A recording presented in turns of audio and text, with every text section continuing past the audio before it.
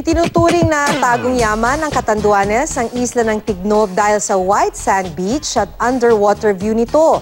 Tiyak ding magre-relax ang katawan sa mga hot springs sa Negros Oriental at Laguna. Makipasyal Pilipinas tayo kay Mariz Umali. Mula sa Impapawid, kitang-kita ang nakabibighaning white sand sa Tignob Island, Catanduanes.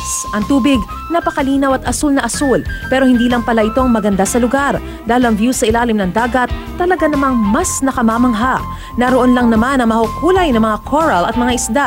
Sa Valencia, Negros Oriental, patok na pantanggal ng stress ang hot springs. Ang mga lolang ito, lingguhan daw kung magpunta roon. Ay, masarap ang tubig, relaxing. Para naman sa mga gusto magpapresko, nariyan ang Twin Falls. At kung tapos na sa maghapong pagbababad, tikman ang halo-halong nasa buko.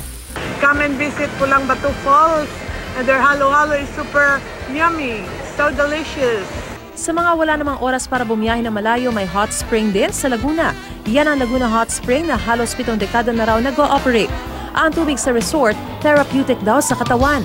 Kaya naman marami sa mga nagpupunta rito, mga may edad na. Sa kabila ng nararamdamang init ng panahon, hindi pa opisyal na pumapasok ang tag-init ayon sa Pag-asa. Hindi pa raw ito may deklara dahil may inaasahan pang pagtama ng amihan sa Lunes hanggang Miyerkules sa susunod na linggo. Pero posible nang i-anunsyo ang pagsisimula ng tag-init sa mga huling araw daw ng Marso o unang linggo ng Abril. Mariz Umali, GMA News.